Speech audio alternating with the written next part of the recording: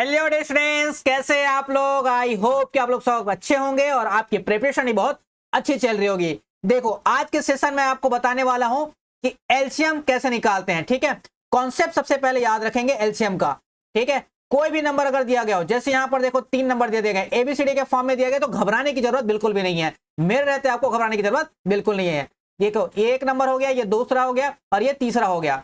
तो तीनों नंबरों में क्या लेना होता है? सबसे पहली बात जो आपको ध्यान में रखनी है वो ये है कि सारे ही नंबरों को लेना होता है, सारे ही नंबरों को लेना होता है।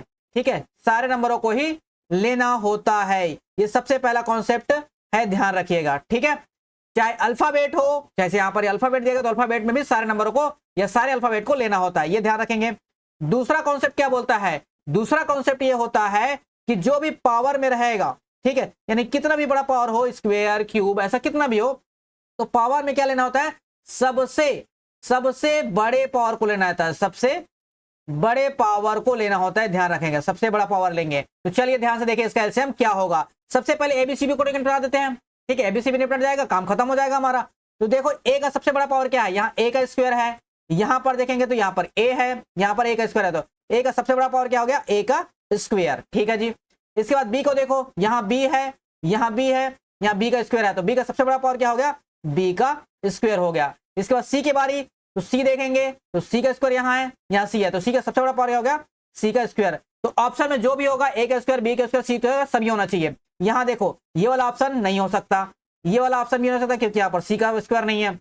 यहाँ देखो, यहाँ पर भी सी का स्क्वायर नहीं है, तो तीनों ऑप्शन नहीं हो सकते। तो ऑप्शन कौन बचता है? ऑप्शन नंबर 4 इस सवाल का करेक्ट आंसर हो जाएगा। और नंबरों में भी देख लेते हैं, यहाँ 10 है, यहाँ 15 है, यहाँ 20 है। तीनों का एलसीएम जाहिर सी बात है 60 होता है। आप बोलोगे कैसे होता है, बता दीजिए सर। बता देता हूं।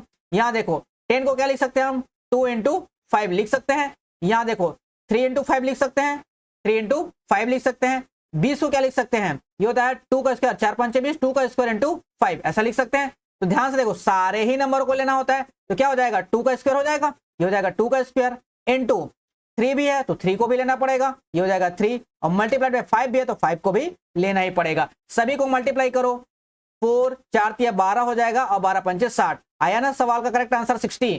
तो ये जाएगा ऑप्शन नंबर 4 इस सवाल का करेक्ट आंसर हो जाएगा। तो मिलते हैं हम लोग नेक्स्ट वीडियो में एक नए कॉन्सेप्ट के साथ। देखते रहिए और साथ ही चैनल को सब्सक्राइब भी करिए अगर आपको बेहतर तैयारी चाहिए मैथ्स के केस में। तो ठीक है, थैंक यू।